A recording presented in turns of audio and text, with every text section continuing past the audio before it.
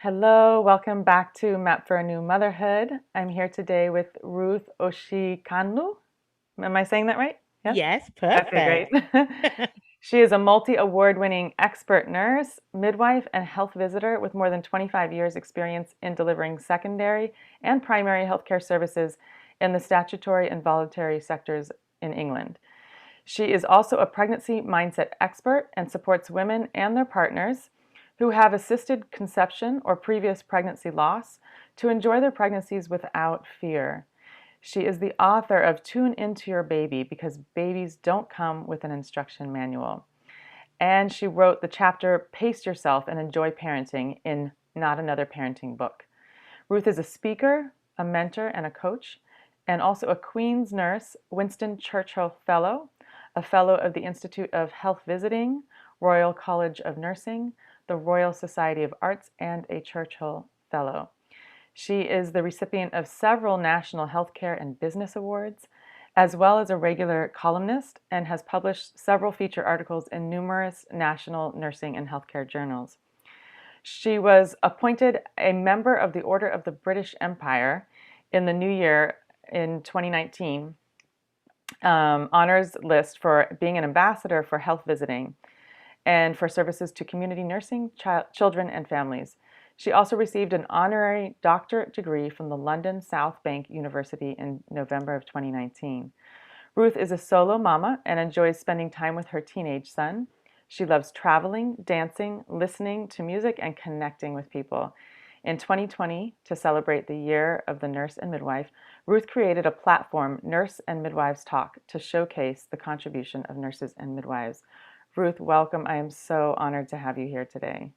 Oh, it's a great pleasure. Thank you for having me. Yes. Wow, what an impressive bio, I must say. It's so much in there. And I'd love to start by, I know that you were a midwife for several years, 7 years or so before you had your son. And your experience with your son was a very transformational experience and completely shifted the course of your work. So maybe we could start with that story of your pregnancy and your birth. Yes, I was a midwife then. I was an HIV specialist midwife. I'd been supporting women who um, I gave the positive diagnosis of HIV in pregnancy, or women who were HIV positive who wanted to start a family, and really enjoyed connecting and supporting them and journeying through the pregnancy to ensure they had the best outcomes possible. And I had run a clinic that morning, that eventful day, July 21st, 2004. Mm. When for my scan, little did I know that I was not going to get out of hospital for another 159 days. Wow. So at the scan, I found out my son was on his way out. So I had to be rushed to theatre for a procedure. And I was in hospital for the rest of my pregnancy. And even for almost 4 weeks after he was born, um, because he was on his way out. So, yeah, it was a long stay. But that was when, although I knew what was happening to me, I didn't know how to handle it. So when I call Mhm. myself a pregnancy mindset expert, it's because our mindset is a big part of the whole journey. And the prognosis was very poor. All the obstetricians and the midwives kept telling me is that the prognosis is not good because there was only a tiny tip of the cervix left for Mm. them to suture or Uh-huh. and so it was bed rest after that.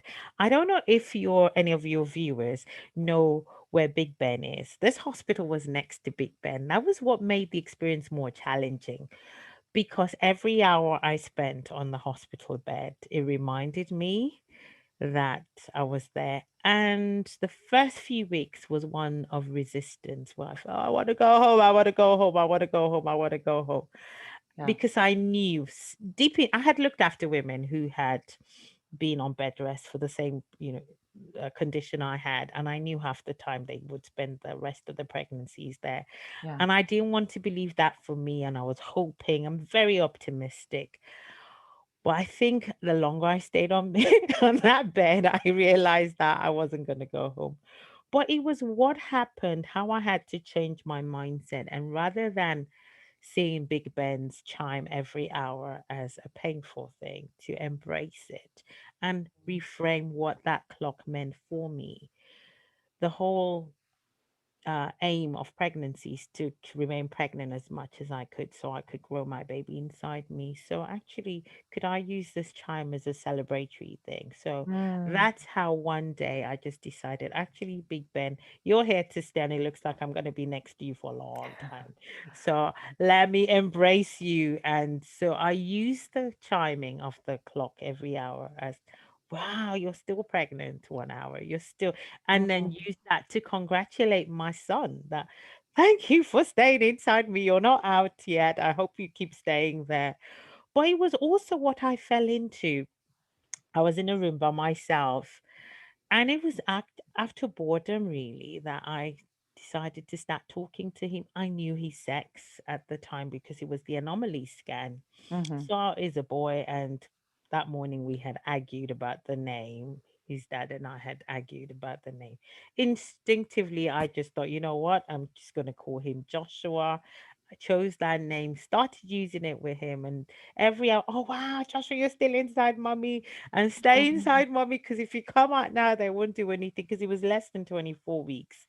And this is how we, hour by hour, hour by hour. But the more I started talking to him, then I realized the pattern. He was beginning to respond. And it's like, oh, he looks like he's enjoying me talking to him. Because days I will be quiet. Because again, being you're in hospital for a long time, it's so easy for your mood to dip periodically. Sure. Um, the days I was quiet or maybe sobbing, he would like almost, come on, what's wrong with you? You're not talking to me today. You're not interacting. And so that's how we continued day by day until we made it. He was born prematurely because towards the end of pregnancy, I developed preeclampsia. Uh-huh. So then he was transferred into NICU.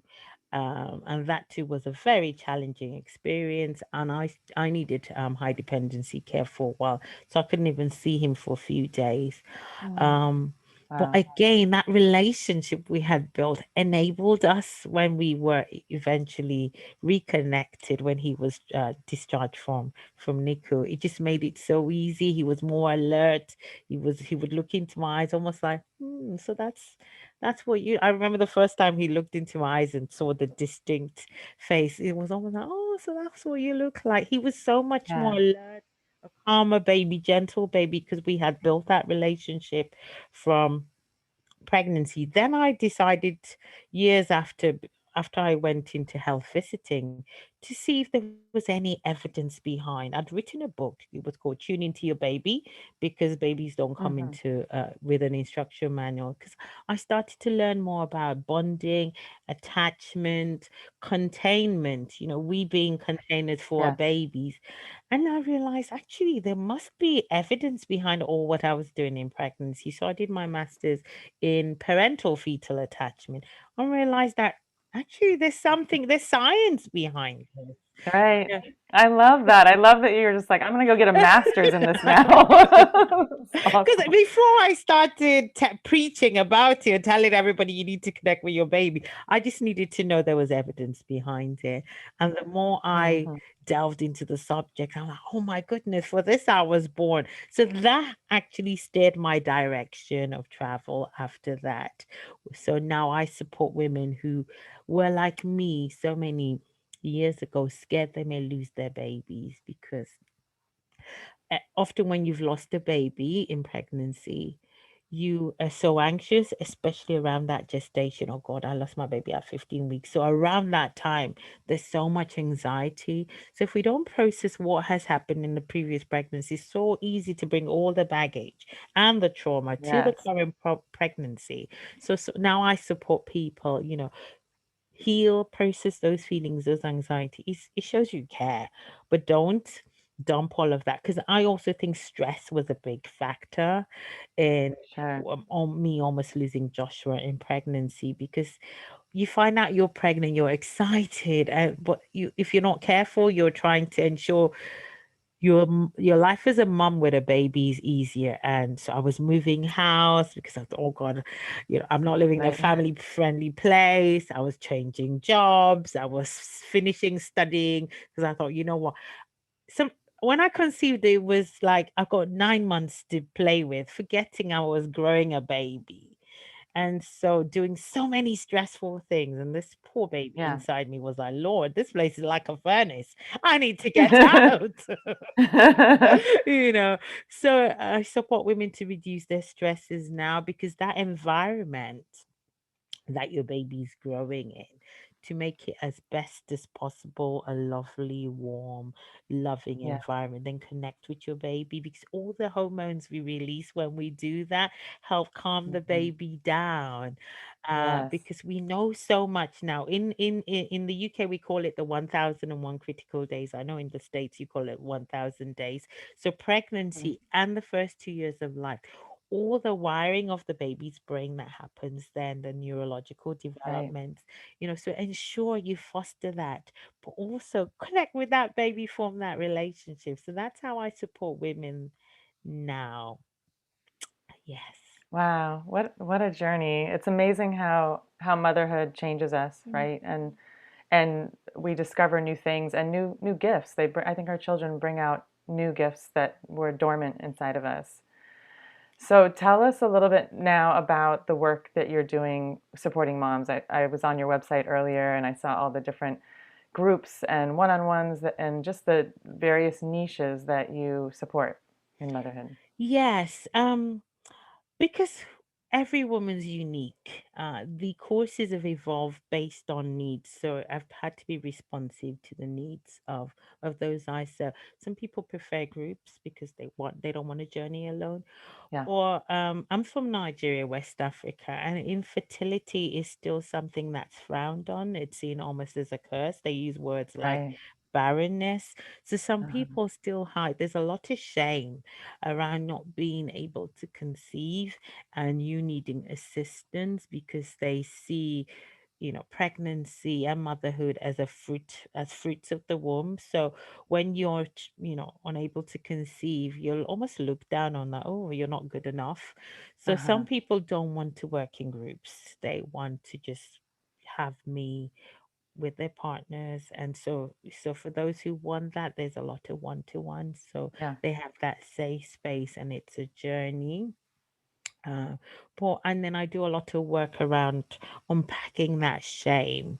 And we all need support from time to time. So if you needed assistance conceiving, that's not a shameful thing. Yeah. If we had a headache and took something for the headache, that's not a shameful thing. So why would you regard that as, a shameful thing coming to getting support to conceive? But also for the whole process to be less stressful, because the more times a woman tries to get pregnant, if one is not careful, it becomes quite mechanical. You got a window of conception, and it could Right. be, oh, Right. we've got 5 days to conceive. Come on, honey, come on. And if Yes. you don't care, it's so mechanical and becomes really stressful Right. because then you go, oh God, it didn't happen. And there's so much energy. So Yeah. babies are a product of love. So show love for yourself, for each other. Let your baby, and whatever happens, happens. And again, when you're growing that baby, relax and let the beautiful hormones that would enable you to grow that baby rather than be stressed and constrict yourself. Because when we're stressed, then our body almost shuts down.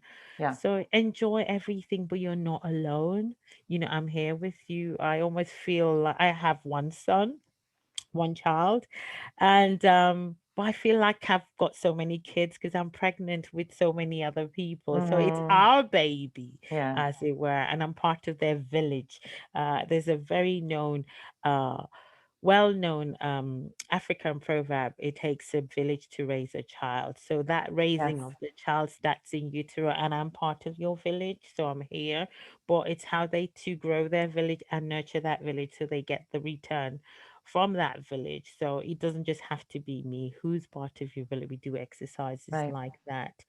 and also build that routine into ensuring not just them nurtures that baby, their partners and significant others are Yeah. part of that village for that baby. So that baby knows, look, there's so many people rooting for you. We Right. can't wait to see you, but stay inside your mummy. Yeah. At some point you'll be born and we would celebrate you and you'll be all a beautiful part of our lives. Yeah, so Mm. that's the work I do with women. But again, mindset is a big thing that you can process the past. Don't take the past with you. Every pregnancy is unique. So, yes, your journey to where you are was challenging, but you know what? We just need to focus on what you want, not what you don't want. Because often we're focused, oh, I'm going to lose weight, going to lose weight, Yeah. and guess what? You almost detract that. Focus on what you want and take it 1 minute at a time, 1 minute at a time, because Yeah. that's how your baby grows. And every minute, celebrate it. Oh, Mm. I'm pregnant. I'm pregnant. I'm still pregnant. And Right. it's all what it does because we're beings with chemicals in us, and we want the positive chemicals to keep us flowing and thriving and growing. Yeah, so Yes. that's what I do with women, but I also do a lot of work with professionals. Um, because it made me look back at my journey up until then. Um, and I realized there was so much trauma I hadn't processed. Up until the time I became a mom, I had supported 4 stillborn births. And I didn't realize the impact of that, carrying that with me, because Yeah. I had supported so many women who had positive outcomes, but all I could see were flashbacks. Because when we support the babies being born, we have to take pictures, we have to take handprints, Uh-huh. Right. footprints, so they become mementos for the families. And all I could see flashbacks. Oh my God, I'm going to lose my son. Someone's going to be doing this to my baby. I'm going to lose my son. I'm going to. So that's when I realized actually I hadn't processed some of those experiences as a clinician that Right. I was now taking with me into the Yeah. journey, forgetting there were so many other women I'd supported who had a very positive outcome. All I was focused on with the negative outcomes. So a big part of what I do is supporting professionals so we could talk, providing a forum, a safe space to talk Yes. about our experiences as we, support others and enable women in our care. So vicarious trauma, the trauma of helping somebody, but also secondary trauma, because, we're humans first.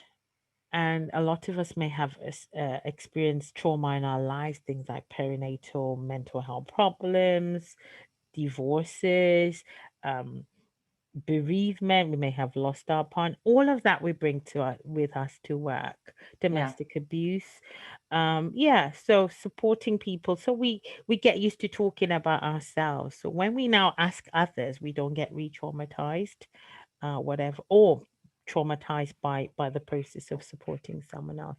So Yeah. that's another big part of work I do, supporting professionals. That is so needed and so important because, as providers, and then if we're caregivers and we're also mothers, then it's very easy to get burnt out and depleted. And yeah, I can really appreciate that work. I want to talk a little bit about the village again because that is a key part of this motherfly archetype that I'm wanting to give birth to with all of you, all of the people that I've invited into this summit. And I think the village is it's crucial for many reasons. That African proverb, it takes a village to raise a child.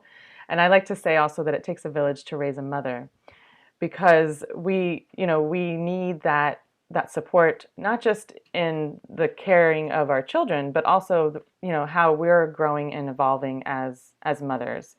And so I'm wondering what you've witnessed in the groups that you hold in terms of people connecting and what that does for them and their sense of themselves as mothers. In fact, that's how I've adapted it because I'm a single parent. So I know the difference my village makes to me. So I have Yeah. it here written, it takes a village to raise a mama to raise her child, because that's been my Mm. story.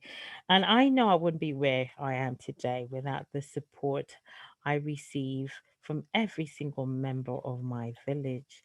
They enable me so I could be a better mom. And that's what I do, especially when people work within groups that look, let's use each other because we're all allies. We all want the same things for our kids and for each other. So matrescence was something, I don't know if you know that term. Yes, that's one of the things I wanted to bring forward. I'm glad you're mentioning it. And it took me a while. I just knew there was something different when I was growing my son inside. That you we revisit how we were parented, and because we're moms, we Mm, tend to focus on how our mothers looked after us. right. And it's that period, and it's like adolescence, very unpredictable. So Hmm. you're not a child and you're not an adult. So that time you're not quite a mother yet. You haven't birthed that child, but you start thinking about motherhood. And if we don't support people then, it can leave a lasting impression on them in their roles as mothers and Yes, on the unborn baby too. So a right. big part of what I do, in fact, I talk more about it in the book I just wrote, Pace Yourself. That preparation, the P, is the Mm, preparation for motherhood. Because often, if we're going on holiday, we'll plan a trip. How well are you planning motherhood? And it's not to have a rigid right. plan, but it's the preparation, the mental preparation that this role Yeah, is going to bring with you. Are you ready? And if you're not, what do you need to do to get ready? And often is all the things that happen inside us rather than the external things, the way we right. question ourselves, the way we compare ourselves to others, rather than just focusing on that unique relationship you have with your unborn baby, newborn, toddler, or child growing up. So that's what I get, that safe space to say, actually, if you don't feel ready, that's okay too. Because Yeah, together we will journey, and there is no right or wrong. It's what feels right for you and what feels right right. for you at that particular moment. That's why when we make decisions, we use everything around us to make that decision for that moment. So if tomorrow you have new challenges, again, just make a new decision. So it didn't mean yesterday was wrong. Yesterday was the right decision for us. But then bring mindset, I'm trained in NLP, transactional analysis, all of Mm, that into the hmm. decisions we make and into just being ourselves. Because a lot of times we focus on doing. Well, how am I Yes, being? yes, What state am I right. in? And what messages am Yeah, I telling myself? Am I being critical of self or am I enabling self and nurturing self that? Okay, again, we don't want to delude ourselves because sometimes I'm my best friend, I'm also my critic, and the critic serves a purpose like hmm. Ruth, you need to get out of your own way now because you're limiting yourself. So the critic pushes Yeah, me. But when I'm being too hard on myself too, then it's like, oh, Ruth, go easy. You're being a martyr here. So that's what I do with the yeah, communities I serve. That, the decisions you're making, are they serving you? Your behaviors, are they serving you? Who you are being. So if you want yeah, something, who am I being to attract that, to achieve that? yes, Whose help am I enlisting to support me to get that? And it's okay. Every step, it's step by step. As long as you move and you move towards the direction of travel, it's okay. It's not a sprint, it's a marathon, and you would learn yeah, and you will grow from the whole process. right. Yeah, it's not so much the destination, but the journey itself, Exactly, most right? definitely. Yeah. And the other thing that happens when you bring groups together in a safe space where there's, you know, a feeling that they're not going to be judged, right? Then it really does a lot to lift shame, because I think shame is something that plagues mothers everywhere, and when we're isolated and we're not sharing our stories, then we start to think like, I'm the only one that's having this issue, especially when you look at social media and you see everyone with their happy faces and just seemingly in love with their children, and just not having any struggles. Then then you really start to internalize and judge yourself, and that creates a lot of shame. So it's such powerful work to bring mothers together in a safe space and allow them to share experiences. It's so true, but again, this is why I say I have to role model that too. So I'm the first to put my hand up when I get it wrong. I'm the first to Yeah. be vulnerable too, especially when you start working with a new group. And now it's Yeah. virtual. You're like all the thoughts that come into to my head. I share that with them. Like, oh my God, I was thinking, what kind of group am I going to see today? Who am I going to be working with? And because I Yes. share, it gives them permission to share too. Now, oh my God, I'm like, I was as I clicked on start meeting, I was like, oh my God, what if, what if, what if, what if? And it was often that what if negative. And I have to come on, Right. Ruth, get over yourself. And it may be positive, it may be the best thing. Again, I model that and all the anxieties I have. I'm so transparent. So that gives them Yes. permission to do the same too if they want to. But it's a Right. journey for all of us, and we're all journeying and growing together. Yes. Yeah. Wow. And hold on. So I know here in the US, mothers are in a state of depletion and burnout overall. And I'm curious what the case is in England and what you're seeing. Even pre-pandemic, so things have worsened in the pandemic. But I'll just give you some context. Before the pandemic, outcomes were worse for certain groups of women.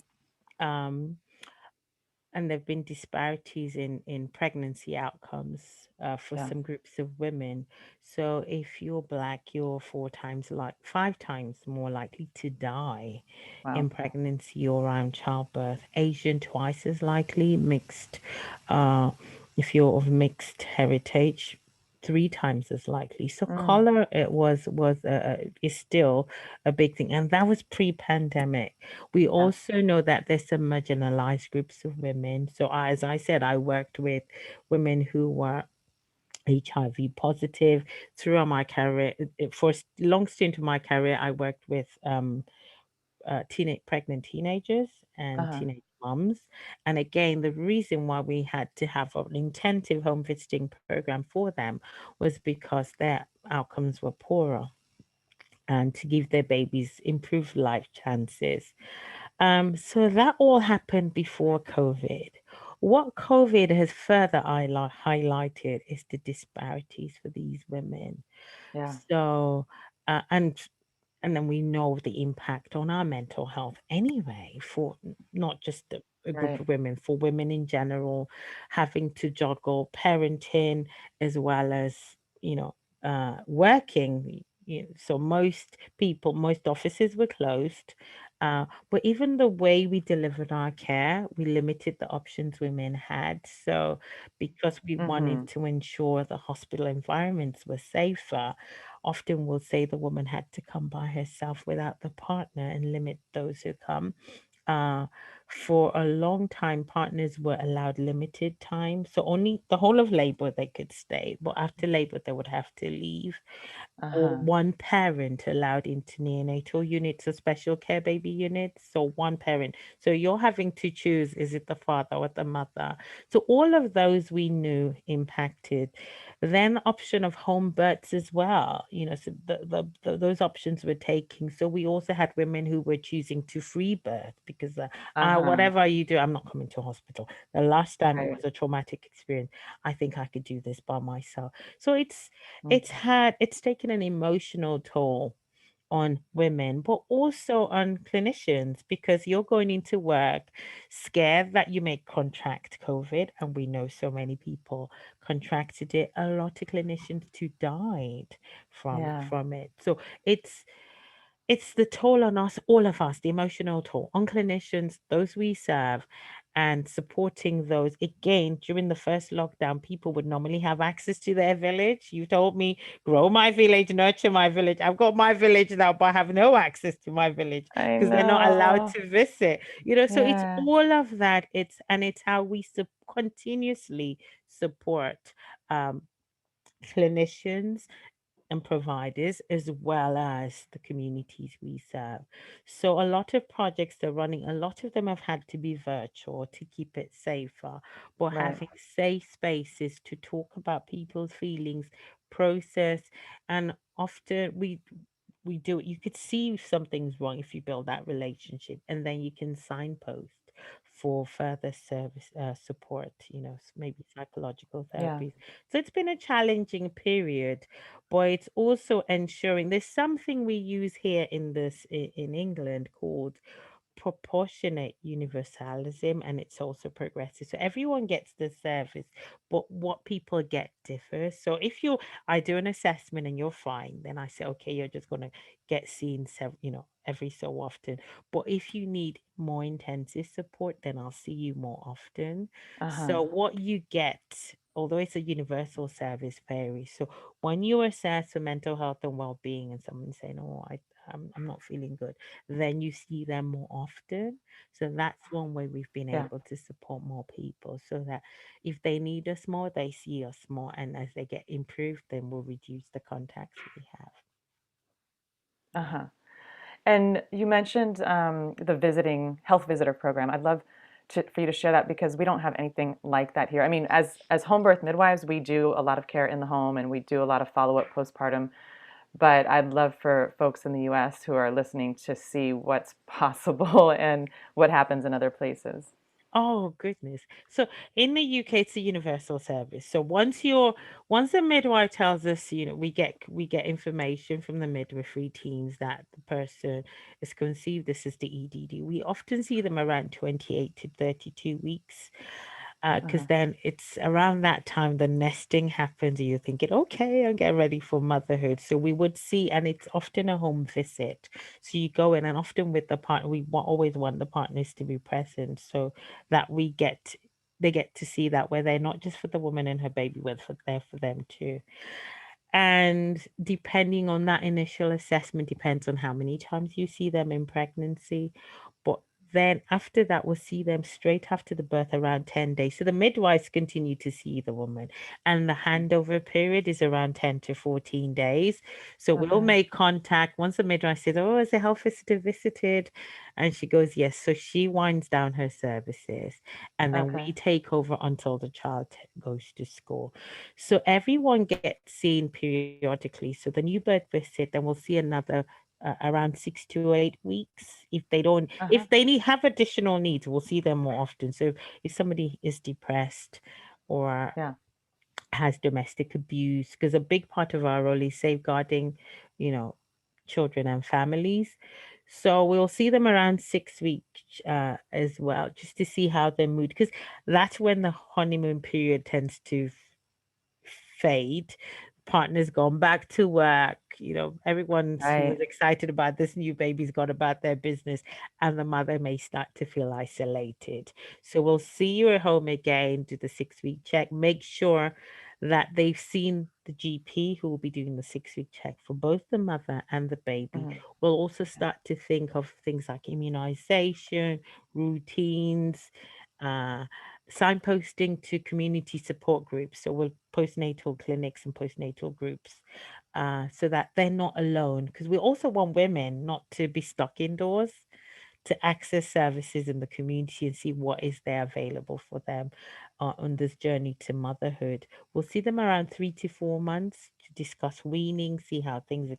And at all those contacts, we always do a maternal mental health assessment, make sure everything's okay, and Wow. That's kind of great. signpost. So we don't have doctors are there for sick people. So if you don't need to see a pediatrician, you don't see a pediatrician. Often you'll see us, we will be the ones referring Uh-huh. to pediatricians. So we're there to keep people safe and well, but also signpost to resources within the community. But a big part of our role too is child development. So periodically, we also do child development assessments. So we know what the milestones are.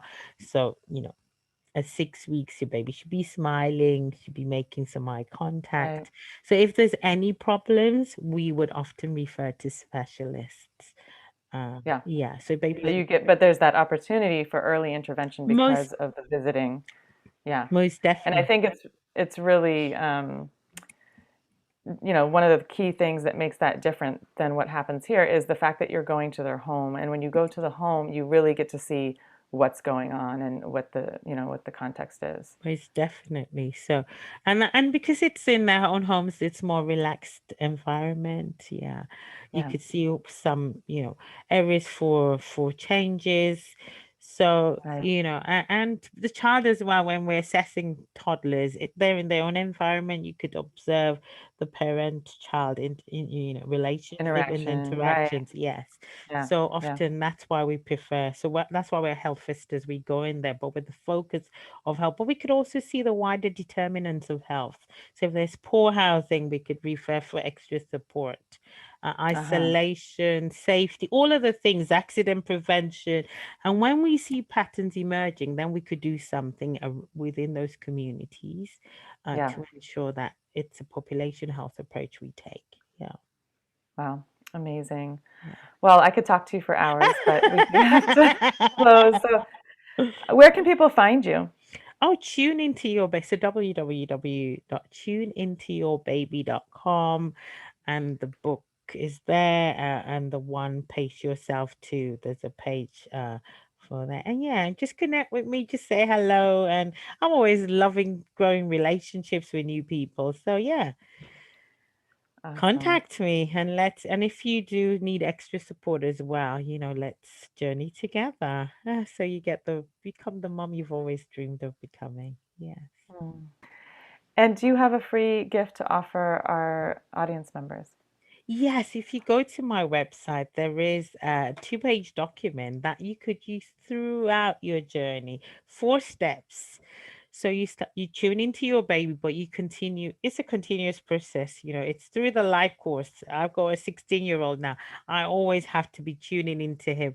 But before you tune into anyone, you need to tune into yourself first. So Yeah. everything always starts with self. So you get a document that would enable you to connect with self, then with your kid, and know how to get support from others as you journey as a parent.